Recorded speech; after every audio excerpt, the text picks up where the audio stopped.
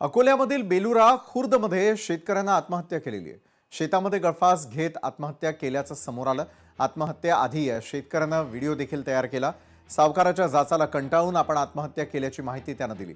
कर्ज फेडल्यानंतरही सावकाराकडून 8 लाखांची मागणी करण्यात आली। सावकाराच्या धमक्यांमुळे नैराश्यातून या शेतकऱ्यानं आत्महत्येसारखं टोकाचं पाऊल उचललं। त्यांनी कर्जाला कंटाळून आत्महत्या केली। काही जागा सोडली नाही करायशिवाय, कारण की मी पूर्ण पैसे देऊनही यांनी शेत माझ्याकडून खरेदी करून घेतलं। व्याजासहित पैसे पूर्ण दिले। नंतर शेत पाहिजे असेल तर 20 ते 25% तुला 7 ते 8 लाख रुपये द्यावे लागतील, तर तुझं शेत वापस भेटेल। नाही तर भेटणार नाही म्हणे। आता एवढे मी पैसे देऊ शकत नाही म्हणे यांना। मी कुठून आणू म्हणे एवढे पैसे? 1 एकर जमीन आहे माझ्याजवळ, ती यांनी लिहून घेतली। ॲटोवर मी एवढे पैसे कमवू शकत नाही। पूर्ण जे काही होते ते सर्व पैसे मी त्यांना दिले व्याजासहित, तरी यांनी जबरदस्तीने माझ्याकडून शेत लिहून घेतलं। राकेश गांधी आणि बंटी अरुण खरड, मी यांना ओळखत नाही, हे अकोल्यातलेच आहेत। मागणी काय, गुन्हा नोंद झाला पाहिजे, आरोपीस अटक शिक्षा झाली पाहिजे।